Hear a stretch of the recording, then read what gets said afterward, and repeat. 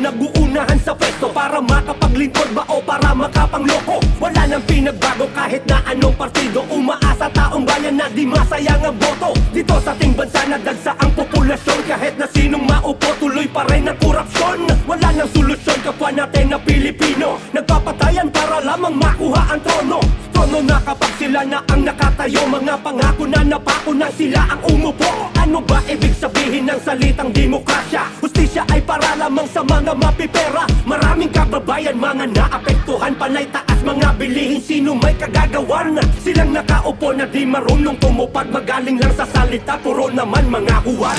Kaya nila tiisin lang ang kapapilipino. Mamanaiti lang mga kababayan na ginikawas. Kako lang ang din nakapatapos. Kaya kinakapos, walang sapat na pera. Umabot sa punto na di na kinaya. Wala na pag-asa, masolusyon lang ang problema sa ating kapaligiran. Walang katapos ang gato na lang palagi din na umuusad. Nagbaka sakaling bumaba ang presyo na dapat bilihin. Tataasan din nila at mabawiin mga kababayan. Maging matalino, surain, mabuti ko sino iboto. Maraming bulaan pag nasalita pang nasa itaas na wala nagawa. Walang nakawala tayong nasa baba. Kaya napag-iwanan ng ating bansa. Lumubog na sa utang ang ating gobyerno. Sino presidente dapat matalino. Wag tayo pasakot sa mga gayuhan. Ating teritoryo ay pangalagaan. Panoalagaan at papataas sa kapag Pilipino ay nagpapatayan. Di mo maitago laman ang balita. Sino ay sapat, sino ay nagkasala na pawalan sala ang mga mayaman ko. Sino may pera, makapangyarihan, mabilis sa tulan ng mga duka. Ilang araw pa lamang na isagawa. Dito sa Pinas, ganito ang batas. Kung sino may arat yun ang malakas. Di ba mabaklas ang mga ungas? Sana dumadami kapag lumabas. Di mo malaman kung paano ito rin di makatarungan. Ibig ko sabihin wala na pag-asa. Di na mabago sistema bulok na hindi makatao. Mga Pilipino nag-ibabasa para lumakikita sila ng tiyaga. Huwag na mabigla sa mga pangyayari. Sila na sa pastoan ng paparami. Gusto na sakupin ang buong pamilya. Sila na mag-aray, wala na kukontra. Sino humara talaga tapos? Lahat na sagaba talagang ubos. Dahil sa pasto nag-aagawa nandiyan kasi ang pera kapag nyarihan. Anong katangahan kahit anong sapitin ang dang ipaglaban kahit alanganin. Ang mga segundo mahalaga sa amin. Di na importante ano sasabihin. Yung kalalakayan ng papatayan ng habol nila ay ang pera ng bayan. Sa kasakay ba sila ay magaling mapagbalat kayo at mga balimbing. Wala patutunguhan ang ating basa kung lahat sila puro na lang mataba. Ano ang halaga na ating pinaglaban kung boto mo lamang pala masasayang.